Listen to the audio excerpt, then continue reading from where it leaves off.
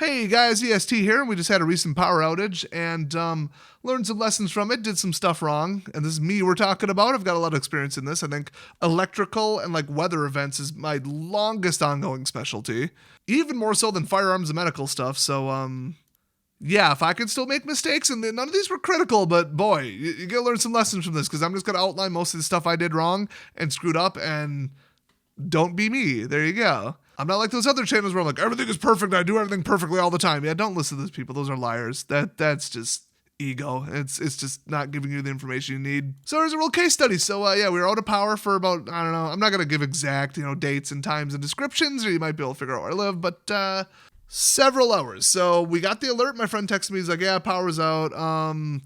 Want to come hang closer to where I work, because we were going to go to the casino, cash in some sports bets anyway.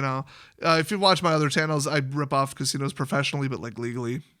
Not card counting or anything, but there are certain machines, not going to get into it. But I thought, okay, let's go make some money and hang there, whatever. Just wait for the text to say the power came back on. And he had, a doorbell that he could check. It's battery powered, but with no Wi-Fi, he will get no signal to it. So he knew the batteries were good. But that's when he could tell, and he lives several miles away from me. So, it was really zone-based, it turned out, the outages, because it wasn't like an EMP or like a tornado ripped through half the town or something. It's just, a branch fell over and took out, this line, which feeds this neighborhood. So you're driving down the street, left side has power, right side doesn't, that kind of outage. So just because power was back at his place doesn't mean it was here. So eventually we hit like 9:30 at night. I'm like, dude, I got to get home and I got to go to work tomorrow. So even if power's out, whatever, I'll just go sleep there with power. It might be cold. And I'm like, nah, dude, my place is insulated like crazy. I already kind of know the dissipation amounts and times. And when I got home, it was 67 Fahrenheit, which is nothing. And power had been out for hours at that point. It was blasting like 32-degree wind. And so at that rate of loss, I'd still be able to live comfortably for like 2 more days on top of it without really any kind of problems with temperature. And then just, put on a jacket and get an extra blanket to sleep. I've got all that obviously, and I know where it is. So problem number 1, I get home. Problem number 1 is before I get home, I'm driving normal. And that's because at all the major intersections that had the traffic signals, traffic lights out, and the street lights, so they're dark, the cops or whoever, public service, I don't know, someone had put out, the big reflective temporary, just leaning against a sandbag or whatever, stop signs at all the major intersections. Not at any of the other ones. So, they only have so many and they only have so much time. So they just went with all the little off-highway ones, and that was that. So no light and no signals. I know where the traffic signals near my house are. I drive it every day, drive to the grocery store, drive to work. That doesn't mean anybody else does. They could sail right through it because they didn't even know it was there. So what if they didn't put up a stoplight? So every time you come to an intersection, don't assume that everybody else knows that you're supposed to. If there's a light malfunction, treat it like a 4-way stop. They might know that and still not even see that it's there and just go, oh, little, 3-way, let's just take a left. And not even see you. So obviously have your lights on. I'd even turn the brights on, to make you stand out even more in the dark. But yeah, so I was driving fairly normal, but I think if I would have seen another person, I would have slowed down. So there was very little traffic. And last time there was a tornado, I almost drove straight into a power line that was down. I stopped about 20 feet away from the tree branch to go assess if I could move it out of the way, because it was the 3rd street blocked by a full, almost tree tipped over. But I'm pretty strong. A couple 100-pound tree branch, I could just drag that, no problem. But I opened the door. I was 4 feet from a downed power line, matte black in the dark. Just clouds, no moonlight, no sunlight, and no streetlights. Got right back in, slowly crept backwards, taken another route. That was dangerous. That was stupid. But I didn't know it was there. I should have assessed it a little closer and gotten maybe 100 feet away, shined a flashlight out the window with a focusing beam, like a focusing lens. You guys know, $3 flashlight off AliExpress or whatever. I've reviewed them. They're all pretty much actually pretty good. And I've got 2 or 3 of them in the car because of that. So yeah, big old beastly batteries in them too. So that was what I screwed up last time. This time is okay, whatever, got home safe, not much traffic, okay, cool. I walk in, pitch black, and I'm like, wait a minute. I should already have a flashlight in my hand, because what do people do during, weather events? They break into houses and steal stuff. On the way up, I should have been scrutinizing every one of my windows to look for broken glass or open windows. I should have been listening for any people, anything moving around, anything. And right when I'm about to open my door, I should already have a flashlight on beaming inside. I screwed up all three of those things. I was just like, I was tired. I was already thinking, what about this? What about the fridge? What about? I could have walked in and gotten ambush shot, something. I mean, whatever. Really, really stupid. Now, the other thing is, what if a branch hit some window, broke through, and now there's flooding water? What if my sump pump overflowed? What if? Storm damage, shingles blew off and now there's a leak. I wouldn't want to step right into like a pool of water, especially if there's like, loose electrical, but electrical was out. What if something failed, some gas thing, some whatever fell off of something, or there's an earthquake, whatever, some structural thing, whatever it is, this is not a normal circumstance and you can't see what you're doing. So for literally any reason, go half speed, look, listen, and have a flashlight. Really simple. Just sweep the house, walk in, check the different stuff. Check, is anything beeping? Is anything falling off of something? Is anything leaking? Do I smell anything? Do I hear anything? Do I hear anyone? Do I hear water trickling? Do I hear wind? Do I hear crackling? Do I smell smoke? Any of that. And you might think, well, that's all dramatic. It's everybody else is fine. Oh, I live in a 12-up apartment and everybody was just sleeping, so who cares?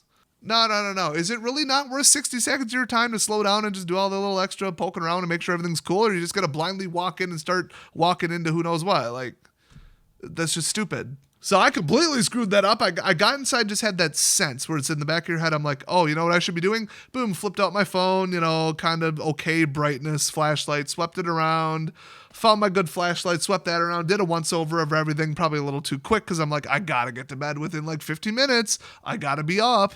Well, spoiler alert, I didn't get to sleep till about midnight. Because then we got the refrigerator. Now, the average refrigerator and freezer is going to take about 24 hours before you got to start worrying, as long as you don't open it. So if you want to open it to check if things are thawed out, because if power comes back on, it refreezes, you won't really know if it refroze, and you won't really know if something hit like 60 degrees in your fridge and then went back down and now it's unsafe. Well, if you open the door, the answer is no.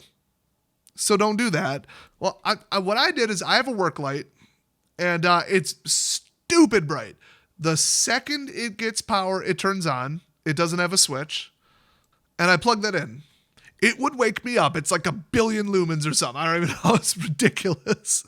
So the second power comes back on, yeah, I'm wide awake. Okay, there you go. If you got something that makes noise or something or whatever, cool. So yeah, about 15 minutes after I went to bed, the power came back on. That was fun. Little wake up there when I'm already exhausted. And the reason that I needed to know when power came back on is because you immediately open your fridge and check the temperature. Now I have an analog temperature thing in there that just I can look at. 46 degrees, I'm like, that's safe. That's reasonable. For that duration, it was like under 38 for most of it. That's fine. Check the freezer pad, everything. Not much liquid water, pretty well insulated. And what I had done before I went to bed was I took everything, loose off the front and the side and the top of the fridge, and I threw 2 blankets over it and 2 winter jackets. Now, if power came back on and I let that happen for 8 hours while I slept, it could overheat because the outside of a fridge and freezer is sometimes the heat sink. Sometimes it's all blowers, sometimes it's a mix. I've heard different things and you don't know. So I did move the fridge a couple inches more away from the wall, and then I just left it that way, and I only about half covered it because I think the compressor is usually on the bottom. I might be wrong there. It really depends on model, so who cares?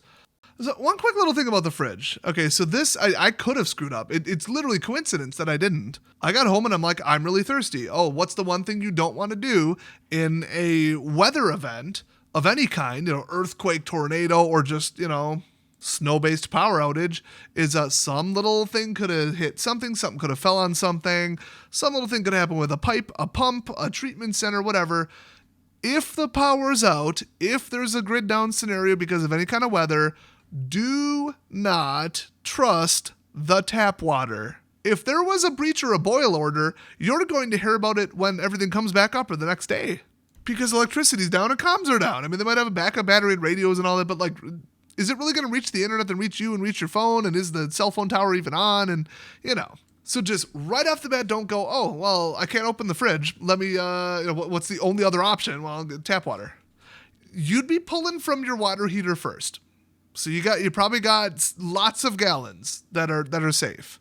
But with how sick you can get, and let's say it's a 3-day or week-long outage, and now on top of it, you have to go to the hospital, get some antibiotics. The pharmacies aren't open because they have no power. Like, just don't drink the tap water. It's simple. It's the tiniest of risk. It's an enormous risk after you have drained like 100 gallons out of your water heater, and now you're getting stuff from like up in the system, and that could have been contaminated, especially because of an earthquake. People who live in earthquake areas know if there's an earthquake, don't drink the tap water, period, the end. They just know that. They've been trained that. A lot of people who are just like in Tornado Alley, they don't know that because they don't have tornado, or they don't have earthquakes. I mean, a lightning strike or something, it was a truck hitting something that tipped something over. Or even just a flash flood, along with like a heavy rainstorm. Any of those could mess with the groundwater in the pipes and contaminate it, and you wouldn't necessarily know it. So either filter it, boil it, or just have a source of drinking liquid outside of your fridge. Everything I got is in my fridge, and I couldn't open it, or I just drained all the cold air out of it immediately and kiss everything goodbye. So I was like, do I actually have to go drive to like the gas station that looked like it had power on the way and go all the way back up the highway, lose more sleep? Nah, dude. But I can't not drink anything. I was extremely thirsty. And I didn't have like a 24-pack of water in my closet because I'm actually just cycling out all of it and didn't rebuy it because my brother has the, Costco membership and I haven't gotten out there. And it's just, don't be between things. Don't be between batteries. Don't be between water. They're too important. Now, I could have just grabbed one of my water filters, busted it open, and, those things ain't cheap, but I could have filtered the tap or just, taken my chances. Or I could have boiled it on like 4 of those sterno cookers, but that takes about 15 minutes, and then I'd burn up 4 of them, and it actually was reasonably warm in my place. I didn't really want it to be much warmer with that humidity, believe it or not. It's that well insulated. I had a propane cooking surface, little mini stove thing, out in my garage, which was inaccessible. So I couldn't boil water that way, so I was about to take a drink, and then I'm like, oh, wait a minute. On my counter, remember it was really dark, on my counter right next to my fridge was all the overflow stuff. I had bought a whole bunch of beverages, and they just wouldn't fit in the fridge, so they were outside. So I had a little party, had a little A&W root beer, 0 sugar, had a little fancy ginger ale. Bought 3 different brands of fancy ginger ale at the fancy grocery store because, treat yourself after the tax refund. So that did it. And then I ended up brushing my teeth with just normal off the water because I'm like, that's literally one little splash of water that's just sitting in the pipes. That's fine. That's like 1/8 of a gallon or something, Oh, then the sink bath, wash up. Who cares? Let me just say, sink baths, absolute garbage. They are terrible. Without soap, they're basically useless. I still felt all greasy and disgusting. I smelled slightly less bad, and I had the washcloths, I had the water, and like, cool. But turns out I did have enough hot water that I could have taken a shower. It hadn't been off too long, or the insulation on my water heater is a lot better than I thought, I guess, because I accidentally flipped it the wrong way while brushing my teeth, and warm water came out, and I'm like, oh, that's nice. So I could have just get out as quick as possible. 90-second shower, because you probably got 90 seconds worth of hot water, depending upon how long it's been out. But yeah, have some kind of, either a way to go outside or in your garage. I swear the garage just keeps coming up because otherwise it would make a heck of a mess in your house. Have some like camping soap, biodegradable, whatever, just generic soap. And then just, bucket of water and just run that. And then maybe rinse off inside with 100% clean water. You just don't want like, your whole floor full of like biodegradable quote unquote soap. It's designed to biodegrade outside. So yeah, the sink bath, really ineffective, complete waste of my time, got me pretty cold, and I still felt grimy. Next morning, I took a shower. And then also on top of it, I could have taken a shower the whole dang time because I had hot water. So, lesson learned there. But let's get back to the fridge because that was the number one point of contention. Everything else was cool because after I addressed that, I thought, okay, let's go in the cascading order. Not just, I'm fine, let's go to sleep. I thought, okay, it's me. Think about it ahead of time. This is right. Like, would I give out food and medical supplies to people desperately in need in case of a full grid down? You got to make the decision ahead of time, or is it just all me? Screw it. So I decided, let's walk around the neighborhood. Do I see anything on fire? Do I see anything broken into? Do I see anybody yelling? Do I see anything with cars? Do I see any lines down? I got to call into the police. Do I see anybody's house damaged by a tree where I should like ring the doorbell, see if they're there, see if they're aware of it? You'd be surprised what people sleep through. Just a quick little up and down the street. Just went around the block with, one flashlight in hand, one spare, one battery bank that was fully good to go in case somebody just emergency needed their cell phone. Obviously, a firearm plus all my magazines, extra mags on me in my pockets. Still concealed carry because, don't want to cause no problems. Get the police called on me, make me look like a looter. And I had a full medical kit on me too. So, just in case somebody needs some help, somebody needs anything from just, I want to charge my cell phone, I'm stressed out and it's zeroed, or, somebody had a branch fall on them, or somebody's laying out in their front lawn dying of something, just saying. Like, I thought, well, I'm set. Maybe not everybody else is set. It's not like, a hurricane came through, but you never know. And so could I have just minded my own business and been like, should have been prepared. I got to go to bed. It's already past my bedtime. Or should I have walked around the neighborhood? If something bad happened in my neighborhood, I wouldn't be able to live with myself. So I did it. If that's not your morals and your personality, if that's not your situation, if you'd be leaving like a young kid, a dog, your spouse home, and you're like, no, I'm going to stay home now. I absolutely understand that. That's just not my situation. So I did the rounds.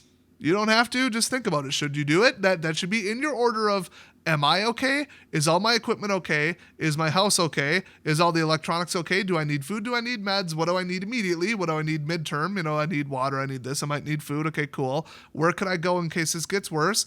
Okay, let's have a plan. Can I call into work? How? What number? What email? What do I have access to as far as communications?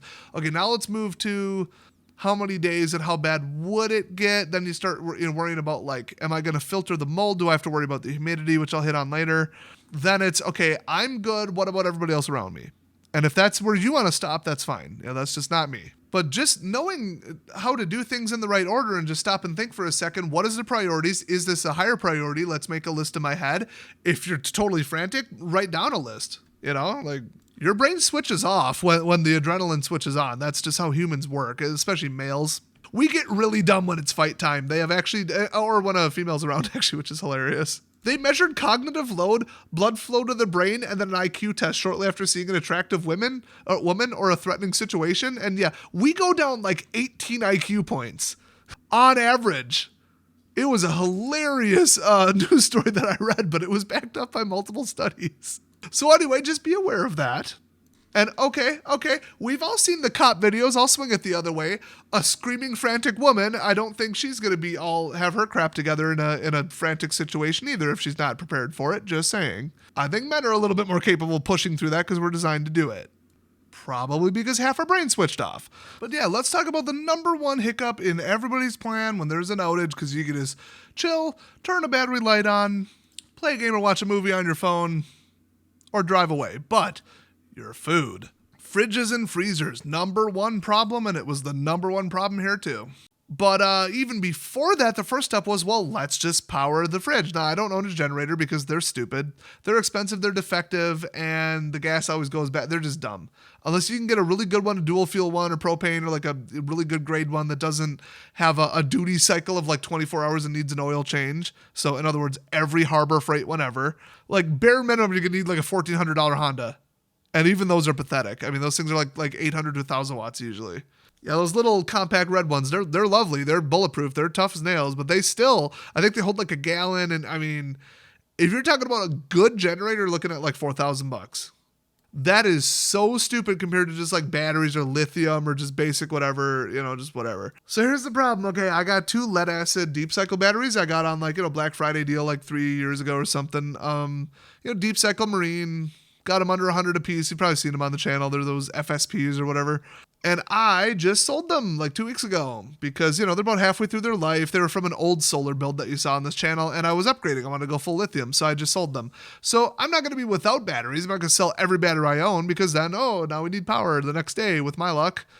Not that far off. So I'm like, okay, those have got the capacity to run my fridge for probably a couple hours, but I have never looked, still have. I still haven't even corrected. I should go do it right now. Damn. Never pulled out the fridge and just simply looked on the plate on the back that says how many amps it pulls and then multiply it by 120 volts.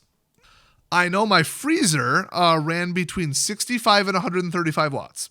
And that was like a middle-sized kind of small chest freezer. So I thought a refrigerator, probably not much more, even if it's a lot older. So probably 200-300 watts, but maybe it's got, 1,000-watt compressor in it. It just goes all at once. I don't know. No idea. So how big of an inverter do I need? No idea. Now my biggest, best inverter, the Jupiter one that you saw on this channel, I accidentally fried it. I was in a hurry. I mixed up positive and negative because I was too lazy to, paint or Sharpie job. Hey, this one's positive because they're both the same color. You just have to look at this tiny little indent that has a little plus sign. Should have made it bigger, more obvious, especially in the dark, just saying. I thought I had it. Reverse polarity spark. Boom. There it goes. Fried. Doesn't have a diode to, protect from that kind of amperage. So just the whole thing smoked out. So I'm kind of pissed about that. I still don't have like a good $200, 1,500 or 2,000 watt pure sine wave inverter because they're just so expensive. I might buy one now, but I had an older modified sine wave one that should be able to run motors and stuff. But if I were to run my fridge off it for 8 hours, I could break it.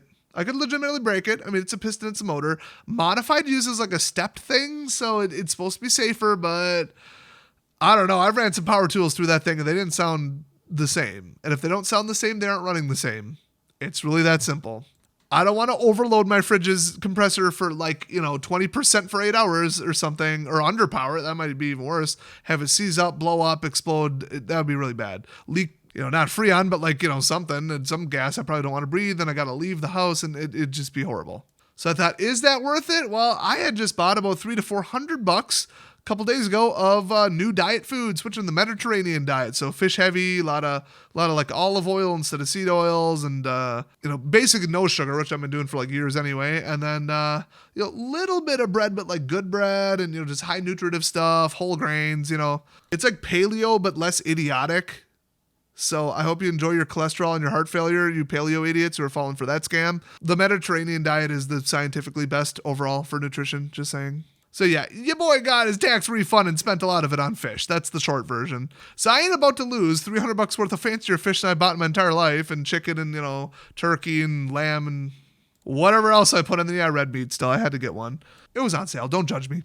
So I wasn't about to lose that, you know what I mean? So I'm like, okay, well, can't open it to find out. According to my math, I only have until tomorrow morning. So tomorrow morning, if I don't have power, I'll just call into work. I've got days off. It is what it is. Weather emergency, call it in, take a half day, run stuff over to my parents' house, maybe even just go retrieve their generator and run it, but I don't know. Still don't even want to run my fridge off a cheap generator. They don't have perfectly clean inverters all the time either, I mean, just saying. I thought it's good for overnight if I just blanket it, but I might overheat and blow up my fridge. In the meantime, oh well, I'll get a new fridge. The thing's ancient. Kind of making clunking noises anyways, kind of old. It's probably really inefficient. I'll spend the rest of my tax refund on a new fridge. Okay, so that's why I decided to do blankets over it. But that's because I already failed to have a proper inverter, have it tested, have any idea how many watts and how big the inverter, and have run a dry test and know what size battery. Because I did have one battery left. I sold the other two, so oops. But I had one battery left. It was a riding lawnmower battery. No idea how many milliamp hours are in it. Not much. I'd say just in amp hours, probably 10 to 20. So I literally have lithium cells bigger than that. None of them are currently assembled and ready to do high output 12 volt. That's for an upcoming video. I'm just being lazy. And my battery was in my garage. The garage door opener doesn't work with the power out. I don't have battery backup. I think those are a waste of money on that because I got the little put the key in, turn the thing override. The problem is it notoriously doesn't work. Not sure why. Broken spring, something rusted, something stuck, something bent. I don't know. Didn't really look into it. Found out it didn't open in the winter. And then accidentally snapped off a key in the lock, so now it's really not going to open. So I got to address all that, but it was freezing out this winter, so I just forgot about it. It's a spring project. Literally no way to get into my garage. So not only did I need the battery that was in there, I needed potentially, not really, because I got duplicates inside and outside. So don't put all your stuff in one spot. That's like Prepper 101. But if I needed some equipment, some tools, some crowbars, some car thing, whatever, some who knows that's in my garage, I would not have been able to get in there by any means at all. That is a problem. That was a huge mistake. So I thought, let's just hook it to my fridge, see if it runs. We'll do the dry test right now. Maybe I'll get an hour or two out of it. It'll get back to operating temperature. Then if it runs out, we're fine. And I'll just set my timer to wake up every 2 hours to make sure it's good and then put it back on grid in case grid comes back up. And that was before I thought, let's just put an ultra bright work light on an outlet in my bedroom. So when the power came back on, that woke me up. Now here's another problem. I get home, immediately hear beeping. I'm like, I know that beeping. That's a really, really loud, I'm out of batteries, angry beep from my smoke alarm. So I get up on a chair, proper lighting, I rig up lighting everywhere. Let's talk about that for a second. So I've got those little flashlights that run on individual 18650s or 3 AAAs. So obviously 18650s. They're inconsistent brightness based on what battery I put in, which that's odd. And if you put in a really good top quality battery that can do like a lot of amps, it'll overheat. It'll actually get up to like uncomfortable to hold like 110, 120 degrees Fahrenheit when you grip the battery casing. And the casing is aluminum, so it's heat sinking away from the inefficient VRMs that are running the LED. I'm not sure how many like watts or lumens or anything those LEDs are, because they're Chinese. They lie about all the specs anyway. I think with the amount of lumens they claim they were in the eBay listing and the AliExpress listing, I could point it up and light the moon on fire. So probably not an accurate number. But yeah, the really, really bright ones where you just point them up to the ceiling, bounce it off the white ceiling, and you've got like whole living room lighting. I ran it for about 15 minutes and then had to duty cycle them or put in weaker batteries because they were getting like dangerously hot, like hot enough that it could damage the lithium, you know? So I'd either have to wrap heatsink material around it. I mean, I don't even know what I would do. Like even a damp rag wouldn't really do it, and that would be dangerous because then I would kind of at a certain point insulate it. I can't really like take thermal adhesive and put like heat sinks on it. So they're just bad lights. Those flashlights aren't meant to be lights. They're meant to be flashlights. They're not meant to run for above eight minutes, according to the specs. So I got a ring light, just a basic little cheap $5, whatever, liquidation store. Just ring light with a little phone holder and a little, little mirror in it. And then I got a couple more for filming that are a little beefier. But I know from experience that you can hook them up to one of my battery packs that, is like a USB battery pack to charge my phone. Big, chunky battery packs. You can run the lights continuously at maximum brightness for like 3 to 4 hours. And, it's an array of like quarter watt LEDs. Like I might be pulling 5-10 watts through there, which is about the max you could do over USB 2.0.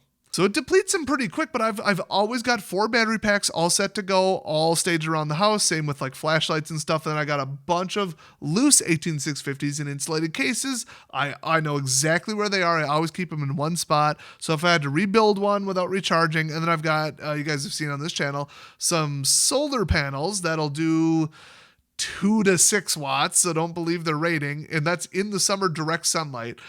To recharge, and those will recharge like half of a big battery bank in like 8 hours of sunlight.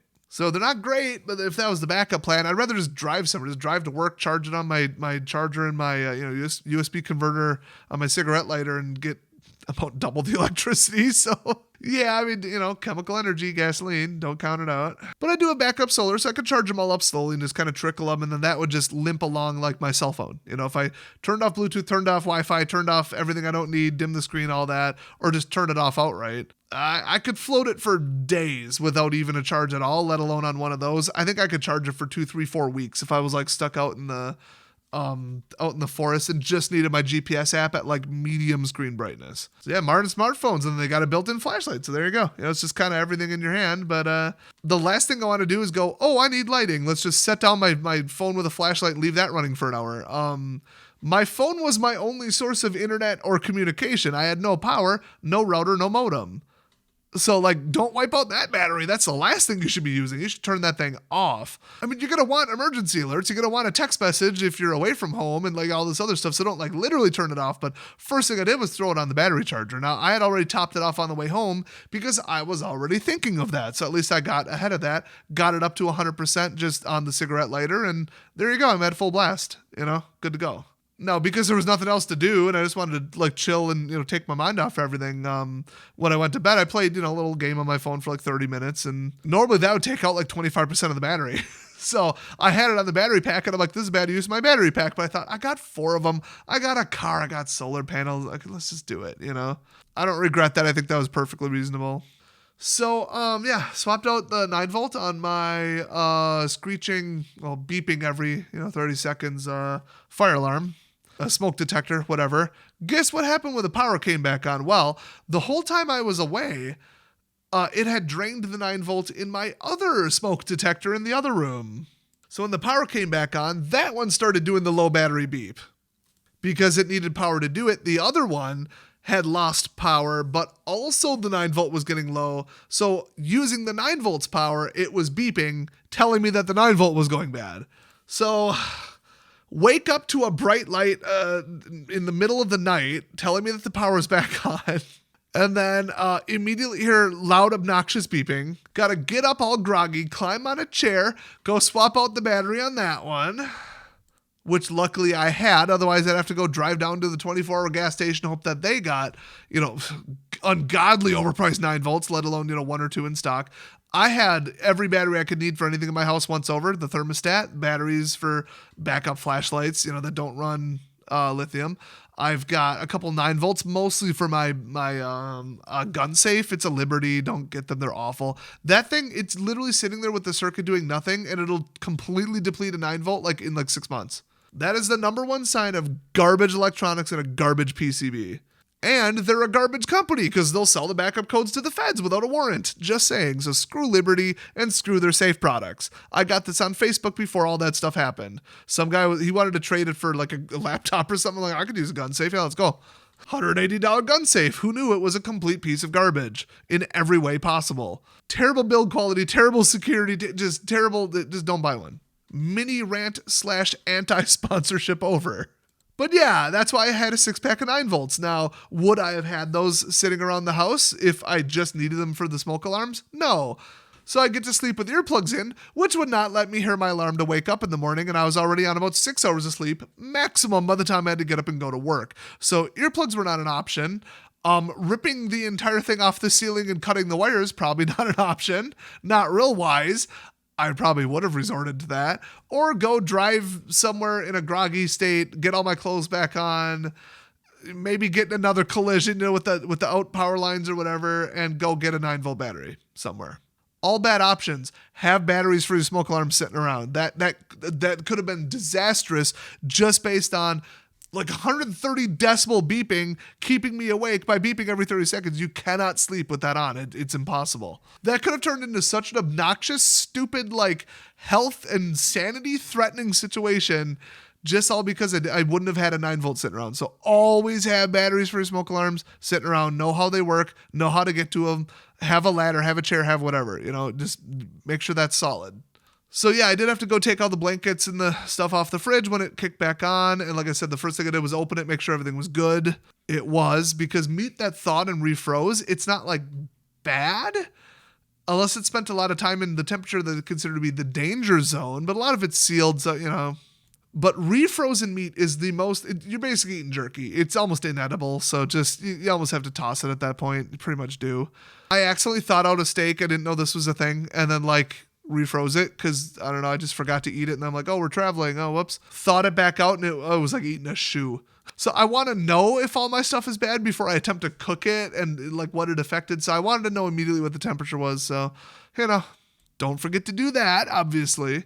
And then actually when I just had gotten home, I have an analog thermometer, just simple little dial gauge thing. It's, plus or minus 1 degree, pretty accurate. And then on the other side, there's a humidity thing. Cost me like, $6. So that told me, is it a dangerous level of humidity where I have to start worrying about mold? And in that case, I would go get a battery. I would just go get my most garbage inverter, who cares, hook it up, and run a little, I believe it's a 90 watt Lasco box fan. Takes 20 by 20 by 1. You've seen it on the channel if you've been watching, air filters. And I'm not duct taping an air filter to a box fan that'll just burn out and melt the motor. This is a modified motor meant to maintain a certain amount of pressure and have back resistance without overheating. And I got MERV 11 filters, so that'll do pollen, mold, viruses, everything. So you run that for 30 minutes and all the mold spores in your whole house are basically gone. I mean, I have 2 of them, different floors, you move them around and that kind of stuff. But car battery will run a fan, 90 watts continuous for that long. I could probably real quick rig up something with lithium too. So, pretty easy to do if you know what you're doing. And I'm going to make some videos on that in the near future. But that's one of those things where it's like, oh, I don't know humidity. Maybe the towers are out. The whole town is out. You don't have any data, any information. You just kind of, gotta feel the air and just estimate if it's above 70% or 80%, which is like the mold potential threatening environment. Is it worth burning up one entire deep cycle battery or a bunch of lithium cells on just air filtration and quality? How many more days is it going to be down? Is it really going to grow mold? Is this really a thing? Should I be worried? Do I have to worry about it, condensing on my electronics? Humidity, it's just nice to just go look at my little $6 thing I got and say, oh no, it's only 62% humidity. Okay.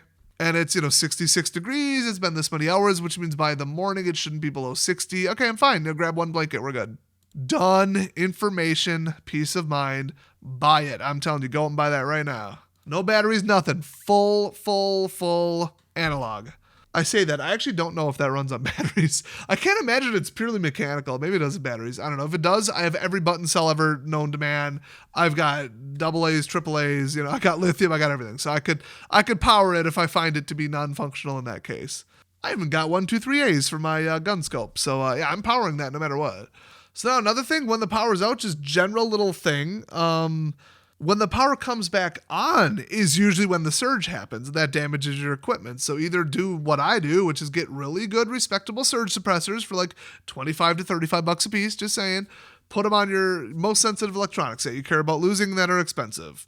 Now that said, you probably won't cover everything in your house, so take anything sensitive or anything unprotected, unplug it completely from the wall. Then, when the power comes back on, it won't surge that equipment because it can't get to it. There's an air gap. I'm shocked at how many people don't know that.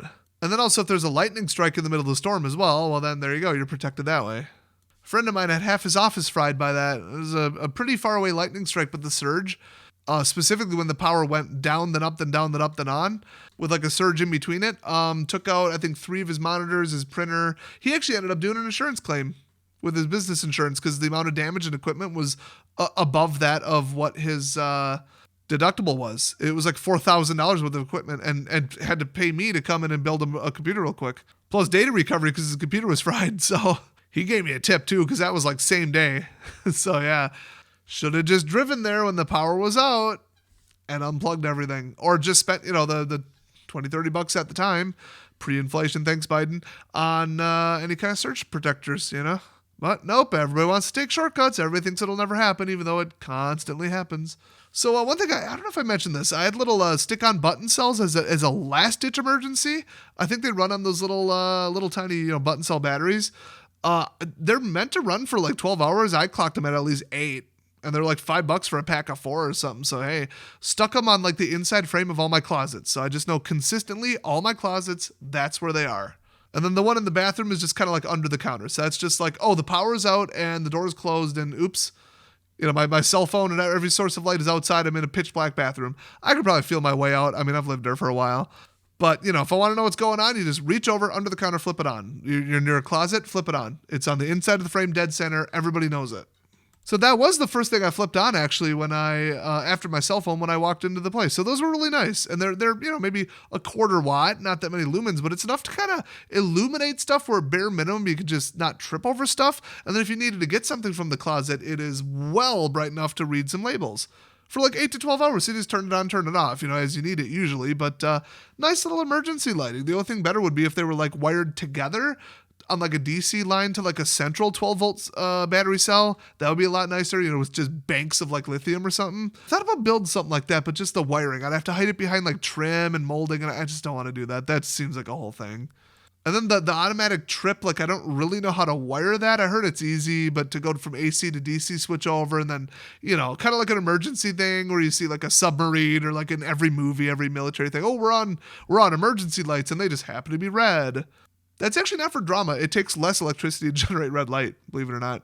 So there is a purpose to that. But yeah, that'll go to like a battery bank somewhere. And, you got the battery backups on the exit signs too by law in America. So not a foreign concept necessarily. They all just have little, I lost power, trip a simple little circuit and then go to the battery. I just don't know how to wire that personally. I can look it up, but the fact that I don't want to wire my whole house, so we don't have the automatic power went out. Oh, boom, we got like a string of glorified Christmas lights basically, but like little 12 volt, good LEDs, strung along every little hallway and everything. So now we can at least see where we're going in the place, whoever might be there.